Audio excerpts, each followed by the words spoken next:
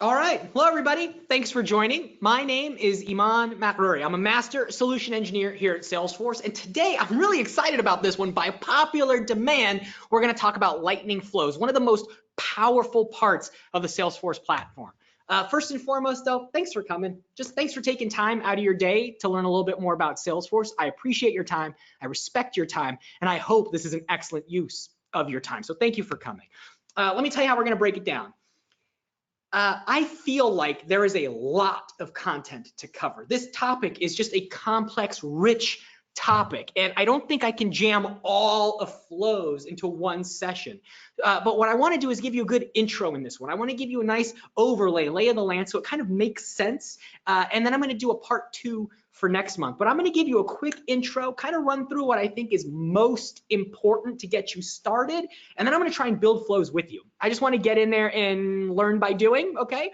And show it to you. And at the bottom of the hour, we're going to open it up to Q&A. This session, though, we've got about 500 people that are going to be here for this one. So we'll do our best to get to all the questions. We definitely won't be able to get to all the questions, but please put them in the survey and we'll follow up with you. If you have never come to one of these before, let me just give you some tips for a good time. And I mean it this time. Do not try to do what I'm doing as I'm doing it. I am going to go way too fast. If anything, sit back, don't even relax. Just prepare to drink from the fire hose because the amount of content I need to jam in this session is a lot. So please just attempt to absorb it for now and do it later, okay? Anytime though you got questions, throw them in the sidebar. There is a questions section. Just go in there, put it in there. Crystal's gonna do her best to manage 500 of you, so please just be a little patient with us. And you don't have to take notes on all of this. This whole thing's being recorded, and the handout will be available for download in an automated email you're gonna receive tomorrow, or you could just download the handout right now from the sidebar, okay? The only thing I ask though is please fill out a survey. Take 2 seconds at the end of this to let me know if it was helpful. Specifically on this session, this is my first time leading this flows session, and I really would love your feedback so that I can tweak it and make the content a better fit for all of you. And last but definitely not least, look, let other webinars be boring. Let's try to have a good time on this one. All right? All right, so flows, Iman. What are they? Why do I care? How do they work? Break it down. The first thing I got to tell you is these things are amazing. They let you put wizards or screens that can guide your users through many, many different processes just on any page, right? And you don't have to make them all screens. You don't have to see every flow. Flows, that engine that you create, can be used behind the scenes. You can empower your automation rules to use flow. So you can build a flow that people see, or you can build a flow that, let's say, Process Builder can launch or some other tool can launch. So flows are pretty powerful, and they're reusable. So you can use them for your reps, you can use them for your salespeople, you can use them in your communities, okay? So if you build it once, it's a really powerful little Lego brick there of usefulness you can reuse kind of anywhere. And specifically, the most common flows, service and supports. These are the most common use cases. Flows can pretty much do anything. It's like a platform tool, but the most common things are, let's say, a wizard on your community to help your customers, let's say, go through a sign-up process. Maybe you have your agents and a phone call comes in and you want them to quickly open an account or check the status of something or cancel an order. Flows are really good at doing that, okay? So when we talk about automation in Salesforce, I don't want you to just jump to flows. I don't want you to use flows. I know it's a weird way to start this, but you should start with Process Builder. You should pretty much always start with Process Builder. And if Process Builder can't do what you're trying to do, use flows. I mean, Process Builder can't make wizards, right? It can't make screen elements. So if that's what you're looking for, Process Builder is just not going to be a good, the right tool. But if you want to automate something with a platform, you can use either way. And Process Builder is the faster, less complex tool to use, okay? And it can help you in many, many use cases. So don't forget about Process Builder. Don't just assume, you've got a hammer, don't assume every problem's a nail, right? And how are they different? Well, so flows and Process Builder are very much the same in a lot of ways. They're automation engines inside of Salesforce. They can both create records, update records, send emails, they can do a lot of things. But what's the difference? The big difference, the only thing Process Builder can do that Flows can't do is automatically fire. Flows can't automatically fire. You need a Process Builder to automatically fire. And the Process Builder could just launch a flow, but if you want something to auto launch, you need Process Builder for that, okay? Flows, though, can pretty much do everything else. They can do everything else Process Builder can do, and then some. Not only can they have screens that users interact with, but they can delete records. You can upload files. You can update or create records that are not related to the record you're on at all. Process Builder is really good at doing things with records related to the record you're on, but once you start getting further and further away from that record you're on right now, things get really hard. So here's an example. A flow would be really good at something like when a deal is closed, grab all the products that were on this opportunity, create a contract, put these products into contract, create assets, create orders. Like, it's really good at orchestrating many, many different records kind of all over the place. So when you think about flows, where can they be? How can you launch them? You can put them everywhere, anywhere. One, you can just embed it on a page, literally drag and drop it on any page, a lead, an account, an opportunity. I could keep naming pages, but any page. And here's my flow on the right, and you'll see an example of this today. You can put a custom button or an action on any record. So it doesn't have to just live there on the page staring at it all the time. You can have a button, and when you click that button, the flow will launch. And if you use an action, it works on mobile. That's amazing. You can create these wizards. Your users can be on their mobile device. They can click the action and it'll launch and work on mobile. That's great. You can embed them into your communities for your partners, for your customers. So you can build it once and kind of deploy it everywhere. You can put it at the bottom of the screen in a utility bar that just kind of always exists. You could have phone calls launch flows. You could have a list called guided actions, okay? And this is basically the list of flows that you say may or may not be applicable to this record, and your reps can pick from a few flows. So if you want to give people like a menu of flows, that's pretty good. And then there's something called next best action. This is where you can actually make rules and say which flows should be presented to the agent or to the sales rep based on fields on this record or based on what we know about this customer. So let's say the top 3 actions show up. This is great for things like a promotion, a marketing campaign, a discount, something like that. Chat bots or bots use flows. So if you were to interact with a chat bot and say, get me all of my orders, the chat bot would use a flow to go get your orders and bring them back. So they empower our bots, okay? And if you are using our Service Cloud capabilities in the community, flows can be part of your snap-ins for things like scheduling appointments with customers, things like that. Okay, so Iman, wow, flows seem amazing. Yes, they are amazing, and I'm not trying to oversell it. These are literally one of the most powerful, capable parts of the platform that don't require code, okay? And they are very much worth learning and understanding just because of how powerful they are. But there's kind of always a but. They are complicated. There are so many options that if you don't know how to tune out all the extra stuff, it can feel overwhelming. Okay, at least initially, they're just not intuitive. All right, and it's a lot of clicks. Look, if you said, Iman, write some code that does something, I could probably knock out the code very, very quickly. Probably quicker than I could make the flow. Just the flow is just so many clicks. But flows are more reusable. You don't need a developer. They're easier to maintain and reuse. So there are a lot of advantages to flows. So do you really want to learn flows even though they're kind of complicated and kind of intimidating? Yes, please tough it out because they will give you incredible flexibility to get your processes automated into Salesforce.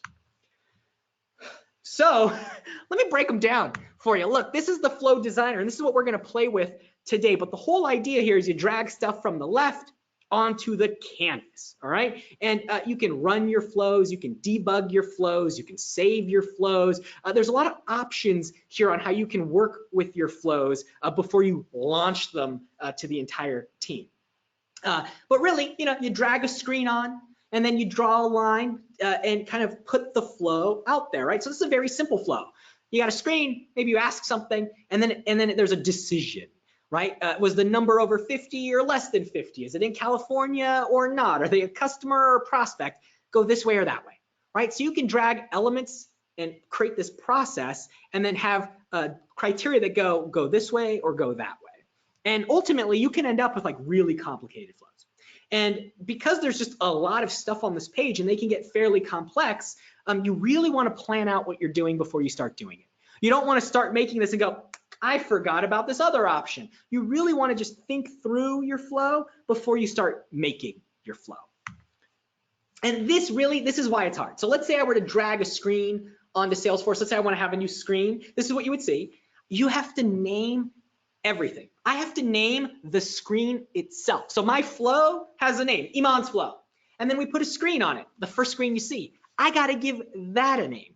Then you want to drag, let's say, a date field on the screen. Great, but you got to give that a name too. So now I've got the flow has a name, the screen has a name, everything on that one screen has a name, and then ultimately, any record you want to create, any record you want to update, you really do need to specify everything. Everything in here you need to specify, okay? And it doesn't hold your hand.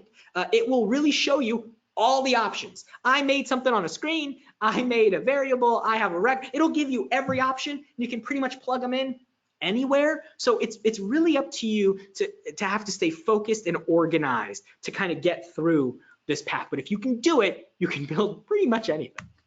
So this part is probably, these resources are probably the most complex part of building a flow. If you can understand which resource to use, you can probably create flows more quickly with less confusion. So I'm going to walk you through what these are, because every element that you drag and drop onto the page, whether it's a field you want to show, whether it's a record you want to create, whether you want to loop through stuff, these elements don't do anything without knowing the data or the record they're working on. What value am I updating? What record am I looking at?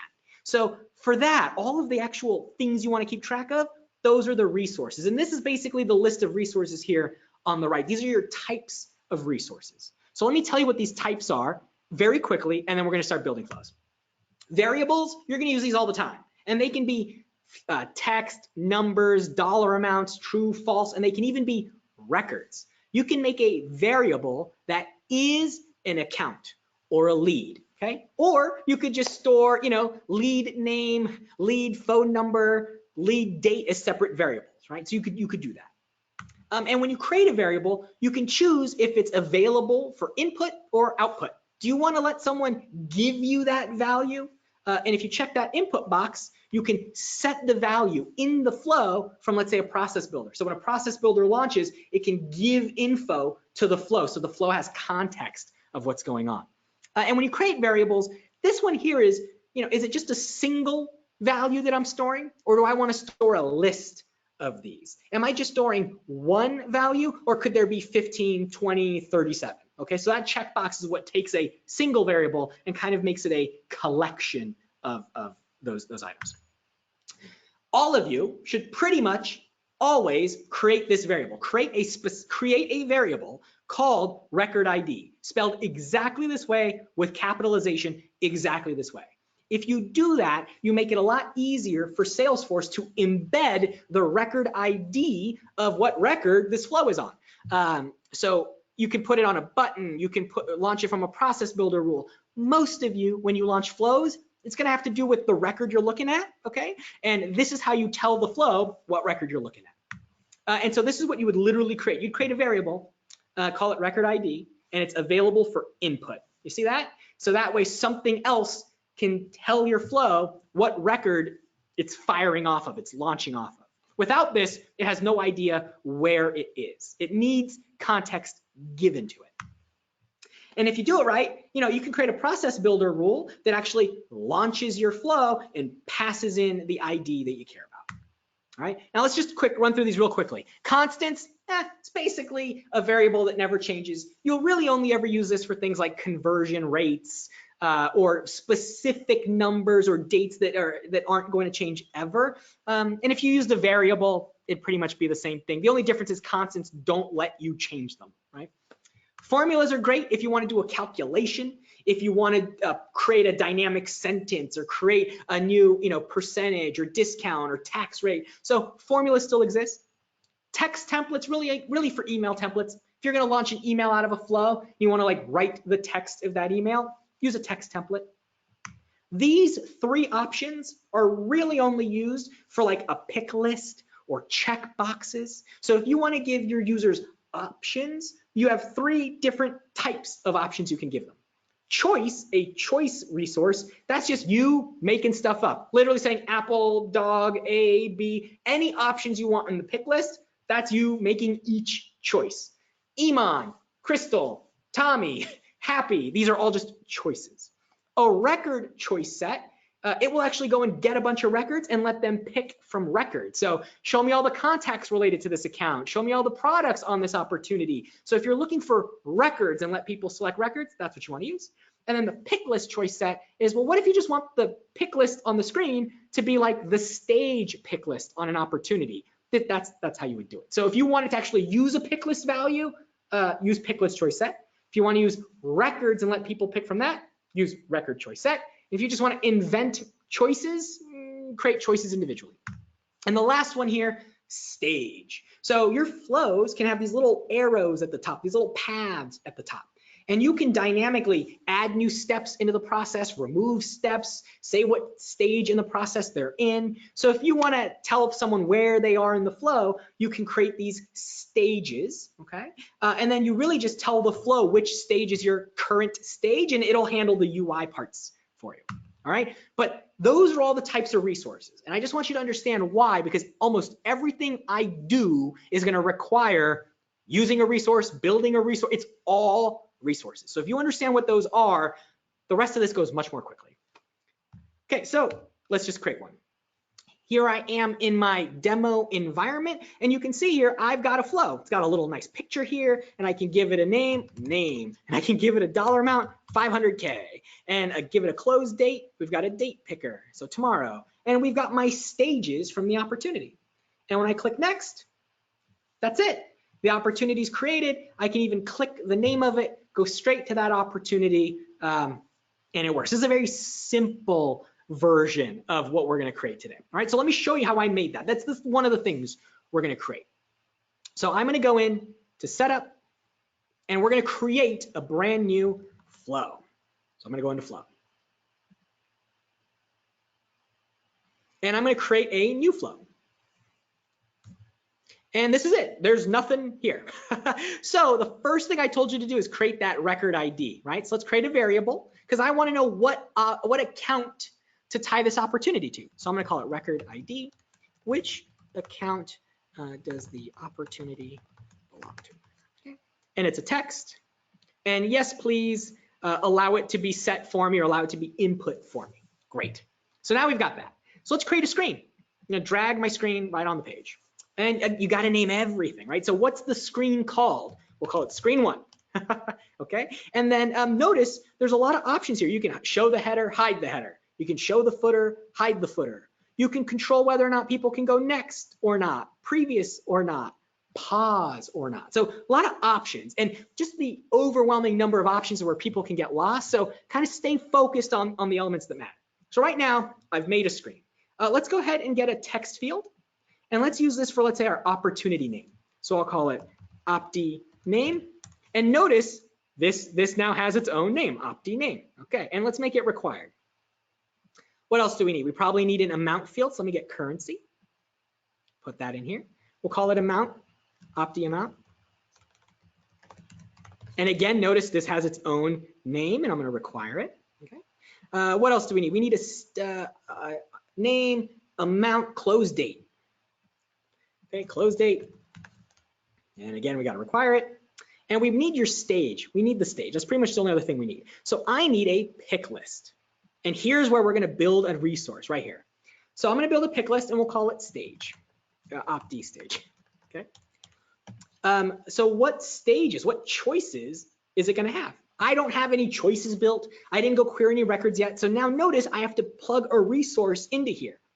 So I have to build a resource, and look, it doesn't hold my hand. It lets me create any resource I want.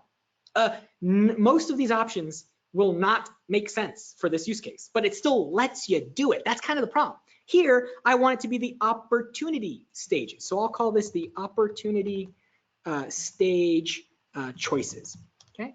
And so what object am I gonna go get them from? Well, I'm gonna go to the opportunity record. And what field on the opportunity record do I want? I want the stage name field. Great, are they in the right order? They're in the right order, cool. And now I have to say, all right, now I've created that resource. That resource exists, but I haven't selected it yet. So now that it exists, now I select it. This is why it's confusing, because you'll go to these boxes and be like, what's supposed to go in here? And then you got to add it. So now I've got the name, the amount, the close date, the stage. Seems pretty good to me. Let's say done. So I could just do this. And now if I were to save my flow, let's give it a name, doing it live screen. Okay. What kind of flow is it? Is it one that launches automatically, or is it one that is on the screen? These are pretty much the two flows, the two options you're pretty much ever gonna pick, 95% of the time. This is not one that's gonna launch automatically. There's a screen here, so screen flow, save. So now I've got my flow. If I were to run it, it would just be a screen. It would just be this widget. Nothing happens, but it can take all the data, everything works. And notice my pick list values came right from the opportunity. Okay, so it works pretty well. So let's do something. All right, so in this case, I could put a decision in place. Let's say small deal, or let's say decision, okay?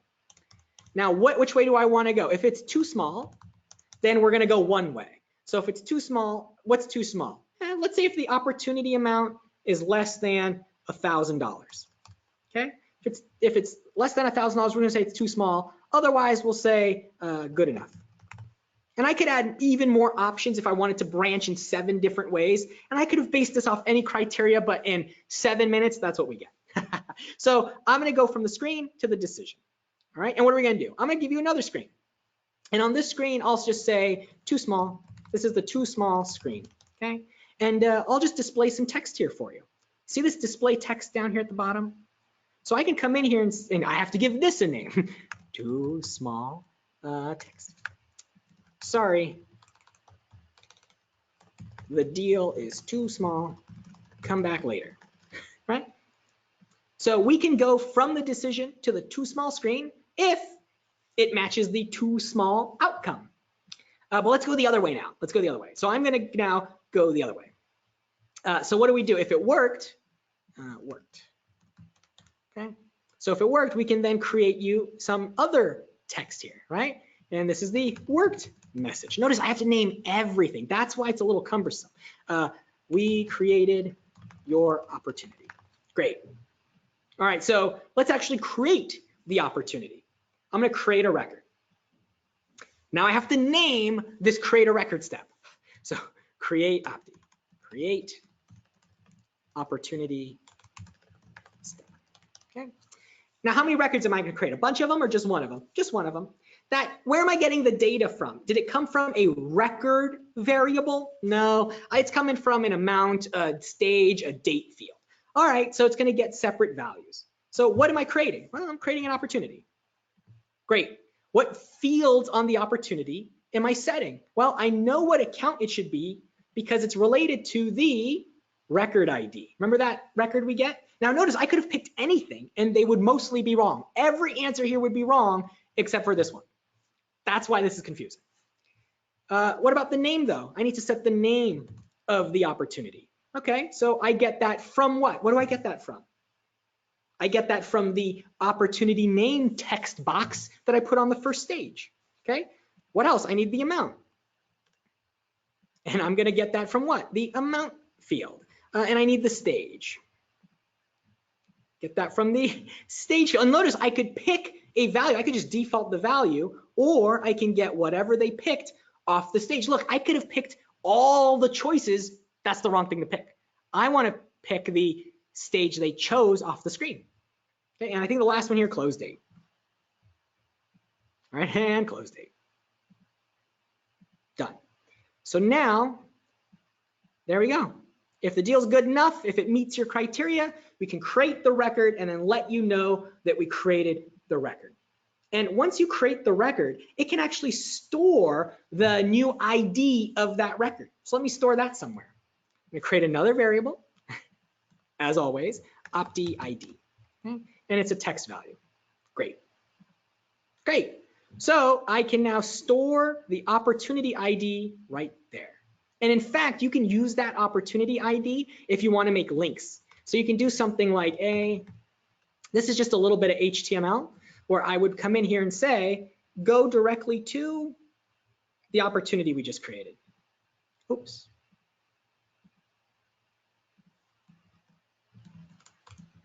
Link to deal. Okay, that'll get rendered as an actual like link, assuming I didn't flub it. Okay, and I'm going to save. Now I could debug from right here. And remember I set that record ID variable that you could input?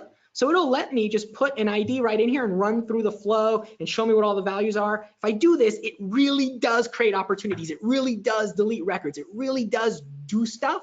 So don't just test it thinking nothing's happening. It really does whatever you tell it to do. Okay, but now I've got the flow.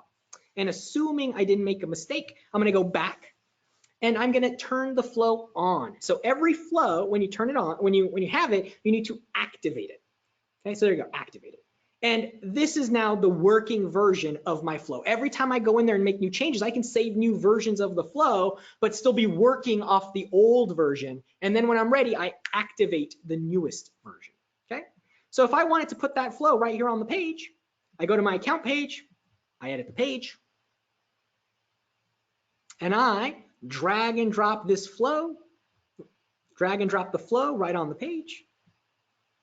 I'm just gonna have it 2 times here, okay, on the flow. And which one am I gonna want? I'm gonna want my doing it live flow, okay? And do you want it to always show up, or do you only want it to show up when it's a prospect account, a customer account, what have you? So let's hit save. And I'm really hoping I didn't run through it too fast and make a small mistake, because it does not hold your hand. So let's see if this works. Opportunity name, doing it live. Opportunity amount, 3 million. Close date, the 30th. And then let's say it's in the qualification stage. Looks like it worked. I can click the link and I should go straight to that opportunity. There we go. There's the opportunity tied to the account with the close date, right? So that's a very simple example of a flow that you could run. Let me show you another one here. This is an auto flow. Okay, and we don't have time for me to build it from scratch, but I'll show you what I did. This time, this is like a roll-up summary. It can look at all of the child records, add up values, and put them on the parent record. So anytime I log a call, keep an eye on the total number of activities here. When I click save, a flow launches. It sees how many activities have been performed on this record. And notice it's just numbers going up, 3, 4, 5, right? So every time the flow launches, how does this work? I'm going to show you very quickly. And with 2 minutes left, I'm probably going to go 2 minutes over the bottom of the hour. Forgive me, process builder. So how did the auto flow work? The auto flow worked like this. I have a flow, okay, and this I have a process builder rule, and this process builder rule fires anytime a task is created, and it looks to see if the task is on a lead record, and if it is, it launches the flow. And I have a flow here called count lead activity, and I give it the record ID. I give it the lead ID that I want it to update. Okay, so let me show you that flow just real quickly. Here is my test count activity. You can see it took me a couple tries because I forget a little thing here and it doesn't work. So what does this do? This gets the record ID, and then I get a bunch of tasks. I have something called get all the tasks. It gets tasks, and it gets all the tasks that are related to that lead. I just run a query here, okay? And it puts all of them into a all tasks variable. So I made a variable that holds all the tasks, and these are the fields I get from the task database and I put into that variable, okay? And then this is pretty easy. This is an assignment element. This is where you change values, update values. And essentially, I could have just, added numbers, subtracted numbers, but I have a counter, just how many tasks are there? And there's a really nice thing here that goes, just make this number equal to however many things are in that list. So in this case, the list came back with 5 tasks, so the counter is 5. Came back with 15 tasks, the counter would be 15. Okay? And I get that number, and I just update the lead record. Well, how does it know which lead record to update? Well, it updates the lead where the ID is the ID I told it I cared about. So whatever lead was the one we created the task on, that lead ID got passed into here. That's how I knew which tasks to go get. That's how I know which ID, which lead to update. And well, what field on that lead am I going to update? I'm going to update the total number of activities field, and I'm going to put the counter in there. And if you notice, I have a total number of activities field. So when this runs, what happens, right? When it runs, the process builder rule fires that gives the ID of this lead, literally this ID right here, to the flow. The flow gets all of these tasks, counts them up, and then puts that number in an update right here. So these are the most basic 2 flows that I feel like I could show you that would make some sense. I also have just a couple other options here, just to give you an idea of a little bit more complexity. So this one, notice I have it embedded on the page, but I could put it behind a button, right? So here it is behind an action, for example. So the action loads it. And this is doing the same thing, you know, creating a deal, my doing it live deal, okay? And the close date is the 26th, and the stage is discovery. Notice I'm not doing a dollar amount field, I've got a slider. This is what sets the field. And then notice here I'm doing a record choice. Get me all the contacts on this account and tell me which contacts should be on the deal. These ones should. And I click next, okay? And when I do that, I also have it automatically redirect me to that opportunity. So I just create an opportunity, set it for all the right values, and tied all the people to it. This is the kind of thing you can't do with Process Builder, okay? And once this deal is done, or once products are added, you know, I could even do something like, let me just show you very quickly. You know what, we're 2 minutes over, I'll stop. I had more options here on how I could delete products off an opportunity, or when an opportunity is closed, create assets and orders. So there's more we can do. I unfortunately ran out of time.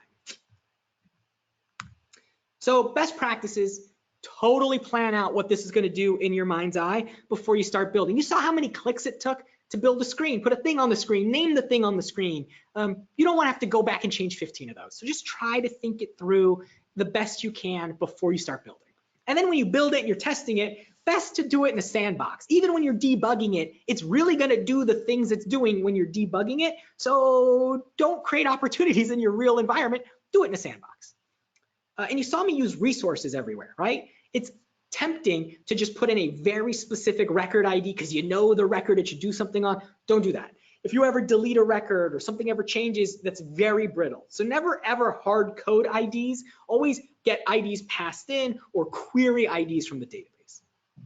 Also, with flows, you can do loops. Don't make changes to the database until the very end of the flow. Don't create records, edit records, update records until the end of your flow, and definitely don't do it in a loop. You'll hit a bunch of limits that way. If I were to want to update 30 leads and I do it in a loop, each lead, update, update, update, update, you're going to hit limits real quick, and it's just the whole thing is going to fail. Instead, you keep track of all the leads you want to update and then update them all at once at the very end, okay? And I'm going to cover that kind of dynamic in the next flow webinar. And debug mode's your friend, but be careful because it's not just a test, all right? I combed every trailhead resource. I took all the trailheads, I watched all the videos. These are the best ones. These are the ones I recommend. Walking through trailhead's pretty good, but I found it confusing because it didn't really articulate what the resources were and what the different types were. Hopefully now with this little primer, these trailheads will make a lot more sense. Also, there's some really good video series that you can go slower, and they go into each part of Flow Builder on their own. So maybe my style's too fast and too all over the place. These are just other options for you as well. I'm gonna keep doing my series, but these are other good ones I think you'll like. And at the very bottom there, Flow Docs. This is just where all really the resources for every feature, how does it work, what are the limitations, that's all there.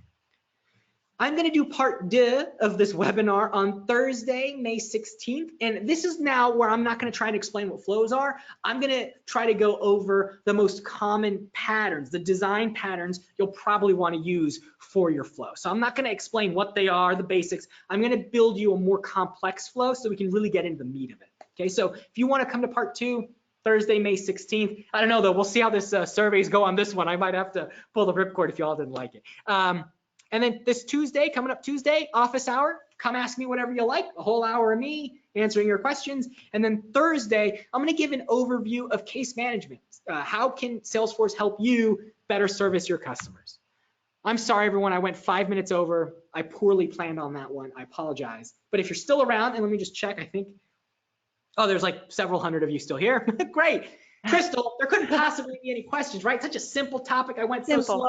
No questions. Oh, not exciting at all. No, that, lots of questions. Throw them at me. Lots of good ones here. Okay, all right, Ronald's kicking it off here. He asked a question here. We are integrating our data from an ERP system into Salesforce via bulk API and performing the CRUD processes. Regarding an upsert or an insert of account records, we'd like to verify if the incoming account record from the ERP matches an existing account, and if not, check if the incoming account is an existing lead before creating the new account. Is this possible through Flows, or would it be better to use Process Builder, or maybe a combination of the two? Yeah, it's possible through Flows. You would do something like when an account is created, a Process Builder fires. It gets the account info you care about and it gives it to the flow. The flow then searches leads and other accounts for account name, address, whatever you like. In this particular case though, I don't think you necessarily need a flow because we actually have dupe matching tools in Salesforce. There is duplicate checking that you can do. So you can check accounts against leads, accounts against accounts. So specifically for duplicate management, I'm not sure you necessarily need a flow. But yes, it can absolutely do something like that. And in fact, I had this one ready to go. A lot of people say, Iman, I'm creating a lead. How do I know if this is if there's already customers here that, should it be a lead? So I created a flow. Here's what this one does. It looks at a lead record I created and it gets the email domain like @example.com. And then it finds all the contacts with the matching domain. And then it tells you what account they're in. So you can sit here and go, oh, I see a lot of these people seem to work at Acme. This lead is probably an Acme lead. So you can pick one of them and basically hit next. And what it does is it copies the data that you wanted from that partner right into this account. Did you see that right there? This lead is now, when this lead gets converted, it's going to go to the right place. So this is tangentially related, but yeah, when a record's created, look for other records, help merge, help move. Yes, good use case. Okay, great. All right, let's see. Brian is wondering, is there any word on being able to launch a process or flow on record delete? No, process builders do, so flows don't launch themselves. Process builders don't fire on delete. Apex triggers do. And I don't love it, but that's when it happens. So if you want something to fire upon deletion, you need an Apex trigger to do it. Okay, and he's got another question here. Any word on bulkifying processes and flows? So he says we have integrations that upsert or update hundreds of records, hundreds or thousands of records, but we run into too many DML statements if our associated flows loop or touch other records. Any word on bulkifying? So part of it is just how you build it, right? If you build a flow that for every account you update, go and look in every contact and update every contact. You should make only one update call for all 15, 30 contacts. You shouldn't be making 30 calls. So part of it is designing it correctly so that you're not making updates inside of loops. The bulkification a little bit is a little bit on how you design your flows. You could write a trigger that's bulkified, or you could write a trigger that's not bulkified. Same thing with flows. The platform is going to do the best that the platform can do, but it can't fix your actual logic within your flows. So it's kind of hard to answer other than please take all updates and queries outside of loops. Don't put them in loops. That's just not good best practice. And either way, if you're uploading 50,000 records at once and 50,000 flows fire off, yeah, you're going to hit some limits. So you may want to think about chunking out those updates. Just at the few that you have that do happen at 50,000 at a time, maybe just do 5,000 at a time, 10 times, and then you probably shouldn't have 50,000 updating instantly after that. I hope that helps. Yeah, okay. Wilfred has a use case for you. He says, Ooh. can I make a flow that assigns a person from a certain state to a certain live agent? Yes, but I'm not sure a flow is necessarily what you need to do there. So there's many ways that you can route chats to the right person. And in fact, I have a demo environment where I basically do exactly this. So if you really want to know how I do it, I'll show you. But I have built a demo environment that all of you can log into. It's called the EDO, salesforce.com/EDO. And it's a healthy, fully functional Salesforce environment that really does function and all the features really work. And in here, I've built a chat that does that, exactly that. So here I have a chat that if I go online, okay, if I go online and I give anybody this link, anyone this link at all, you see this user ID? Look at that. You see that user ID? That's my user ID. So when a chat is created, we use that user ID through external routing to route it right to the right person. In your case, though, if you're doing like state routing, I feel like skills-based routing is probably a better choice for you. So yes, what you want to do is totally doable. But if you want to play with my version of a chat bot that routes to an agent directly I have an example of that working that you can play with. Flows, though, I don't necessarily think would be what you would use to do the routing. Okay. Barbara wanted to know if you could explain a bit more about what the default flow action is. She said she created a process builder that launched a flow, and the process builder did not meet the criteria, yet the flow attempted to do a default action. She's like, what is that exactly? Do you know? No, I don't know. If your so that sounds like something weird's going on. If your process builder didn't meet the criteria and your flow fired, that's not what happened. You have a and I don't mean to be dismissive, I'm sorry, but you probably have a misunderstanding of what happened. There is no scenario where your process builder fires, the criteria does not happen, and yet the flow still goes. Something else might be launching that flow, some other way. So if the process builder fires, it really does use the criteria to determine if it launches the flow or not. And then what's the standard action? If there is no standard action a flow takes, when I build a flow, it's empty. You saw it. If I were to go build a flow right now, let me go back. You know, the standard action is it does nothing with no screens and nothing happens. So someone built your flow, and I don't know what that standard action they're saying is, but that's not like a standard feature being used there. Okay. If I were you, here's what I would do.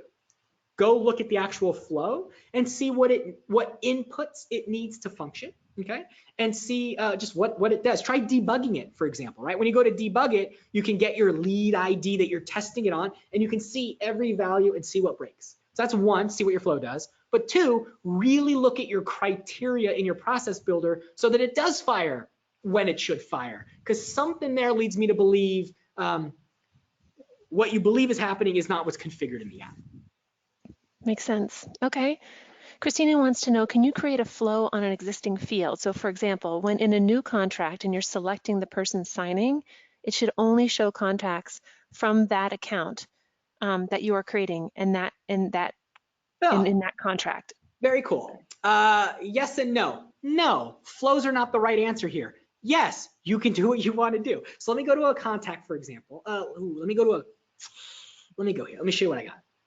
I hope I've got a field. So there are something called lookup filters. You can create a lookup filter. So let me see if I've got one here. I don't believe I've got a good lookup filter. I don't have a good one. Well, let's see. Let's see if it'll let me do it here.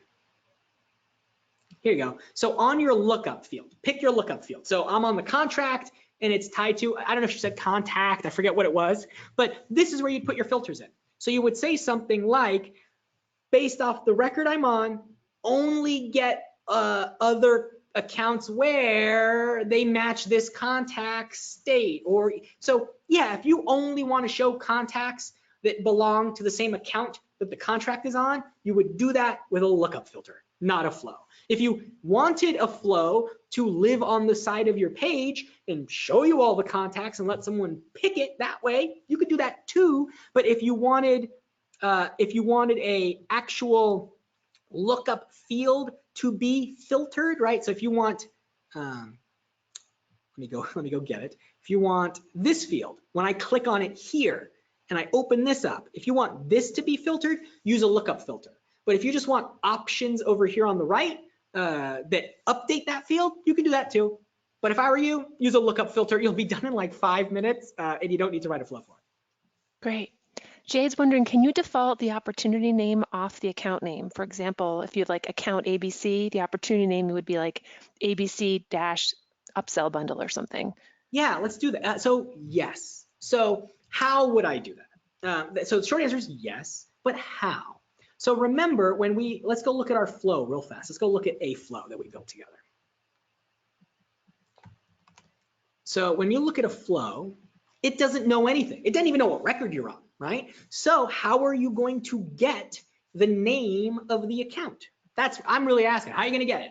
You got 2 options, okay? One, you could make a new field, okay? And you call it a new variable, and I'm gonna call it the name I want, okay? You can name it whatever you like. And it's available for input, okay? So I can let the process builder pass in the value. And then right here, when we do the opportunity name, I would just use my, gosh, I gotta find it now.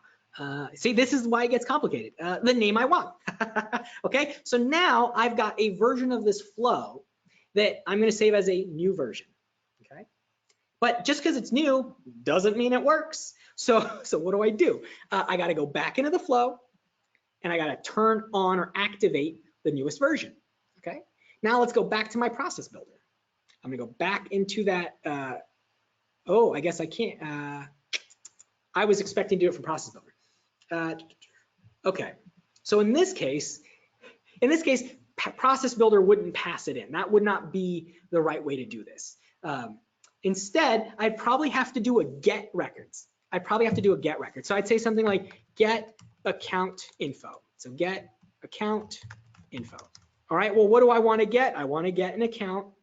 What do I want? Which account? All the accounts in all Salesforce? No. Just get me the account where the ID of the account is the record ID that we passed in, right? So record ID, there it is.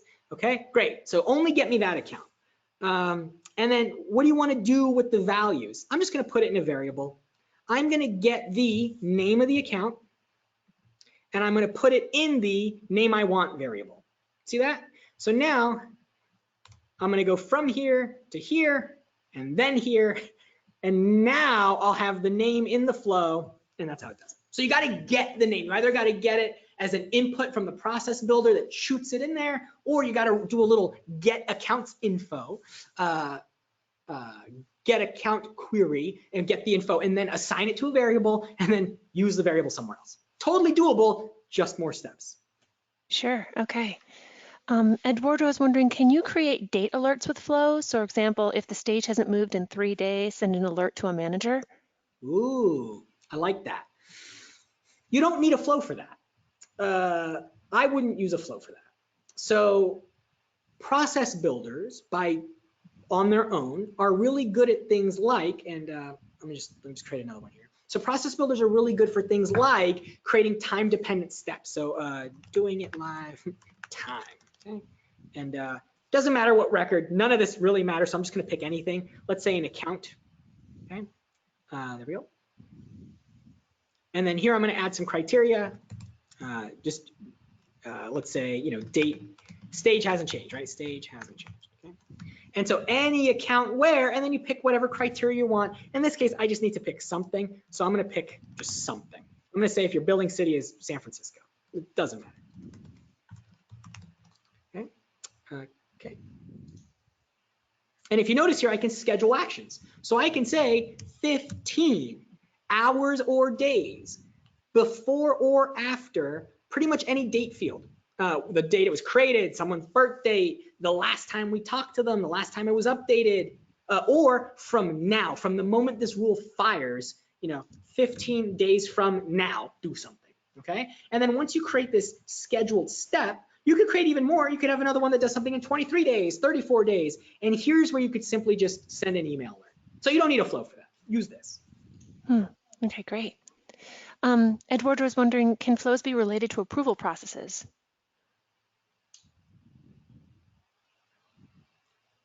By related to, it's hard to answer that. Yes and no. Yes, when an approval fires, things happen. You can change stages of the record. You can change the owner. You can do things. So someone submits the record for approval. You automatically change the stage to submitted for approval. That fires a process builder rule that then launches a flow. Or you could have a flow that does something that changes a record, which then submits it for approval. So kind of two ways there, but there's nothing specific about an approval process where you plug a flow into an approval process. It's more about the record has been edited and therefore based on the value of the record, do something. Think of it as criteria based, not approval based. All right, great. Cal is wondering, are chatter posts considered records that can be created or updated as a result? Yes, yes, these are records. These are objects in Salesforce. These are records, yes, I believe so. I have not played with chatter post flows. I'm at like 90% that the answer is yes. Let's go look at the flow builder real fast. Let's just see if I could do it. Why not, right? What object? Is there a post object? I gotta create a variable, right? Variable, what kind of variable? It's a record variable. What kind of record? Let's look. See chatter, let's see post item. I'm not 100% sure. I'm not 100% sure. I didn't just see it there. I believe it's doable. And if it's not, Process Builder does let you do chatter posts pretty easily. So this could be one of those things where a flow updates a record, the chatter post. So that could happen, worst case scenario. Let me try one more thing. This core action, this could do it. Boom. I know no one else is excited. I'm pretty excited. So, all right. So when you create actions in Salesforce, and if you come to my webinars, you know how important those are. You can even reuse actions inside of flows. So it looks like here, you can use a post action and do that. So yes. Nice. Okay. Getting a lot of questions on this next bit. What's the best way to handle errors and exceptions? So he says, we as system admins, we don't always get notified by our users when they get an error. So how do we handle it kind of in development mode? And then when it rolls out to users, how do we get notifications when errors happen? It's a solid question. One, you should get notifications depending on the error. The admin or the last person who created the flow should be getting notifications when the flows error out.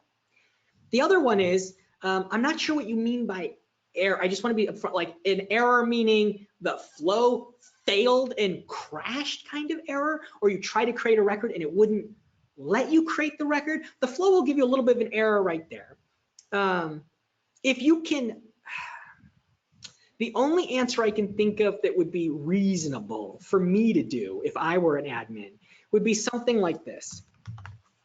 So you can actually create a debug log, okay? And so what you could do, for example, is say, I'm gonna debug something. And Iman is my salesperson who experienced something going wrong.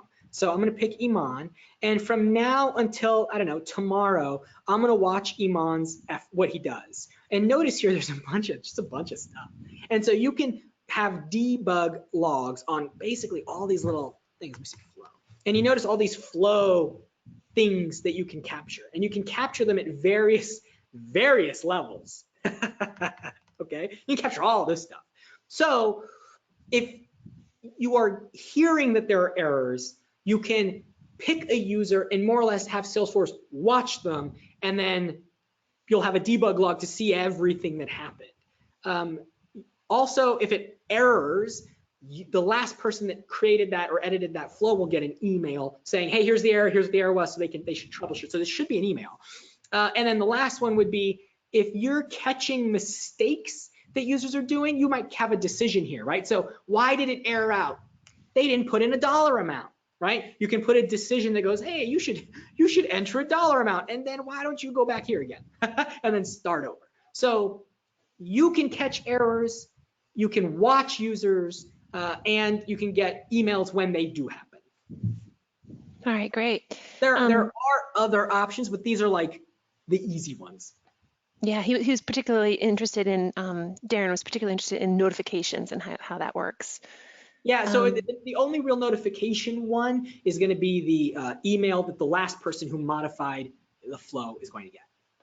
All right, great. Trust me, I get them because I ran through like 11 versions of flows before I show them to you, and I got a lot of email errors. So that's the best way. All right. Kind of related, Barbara's asking, can you share how to read flow error messages so you can best troubleshoot them? What are some things that we should be knowing about how to read and how to understand flow error messages?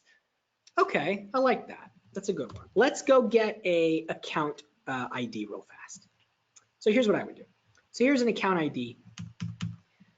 Let's go to my flow and let's debug this thing. And so I'm going to give it the record ID of the account I'm going to pretend to run on.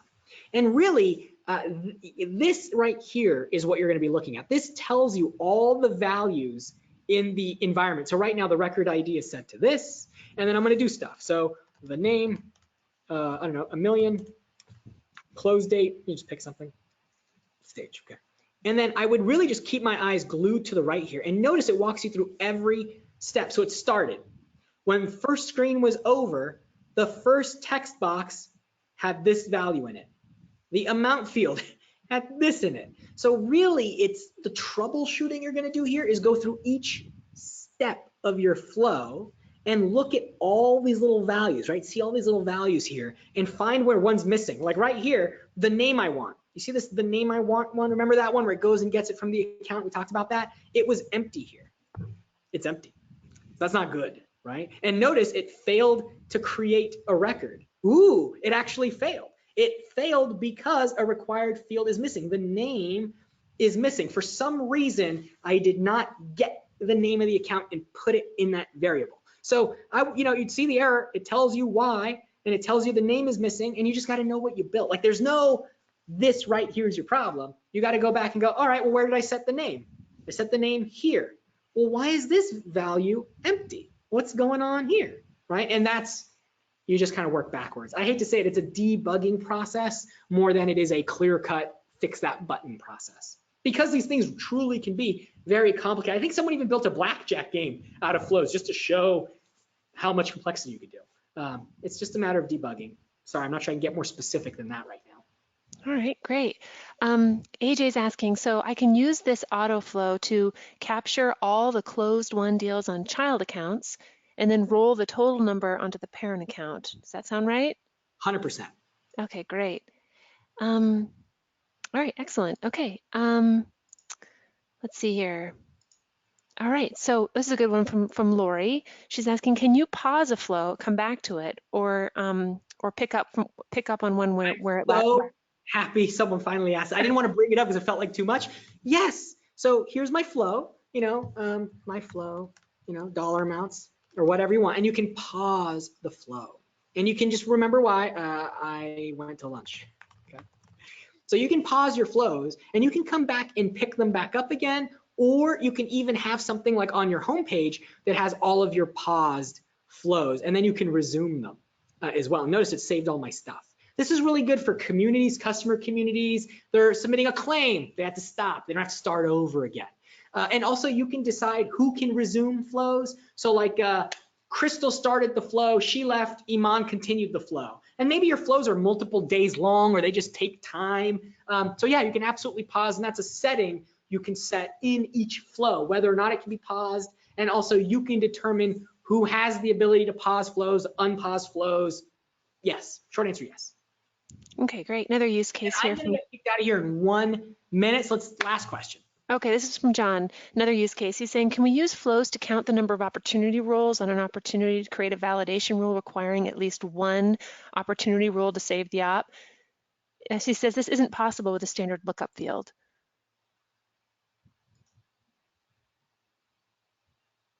So yes and no. Yes, but not a validation rule. A validation rule is a validation rule. You can't really make a flow validation rule. But what you could do is say, when you create an opportunity, you're using the flow to create the opportunity. And you can use it to put in, I forget what it was, the number of something. Opportunity roles, yep. The number of opportunity roles, yep. So the opportunity has to exist before you can put opportunity roles in it. So if you were to use the standard Salesforce, validation rules aren't the right answer.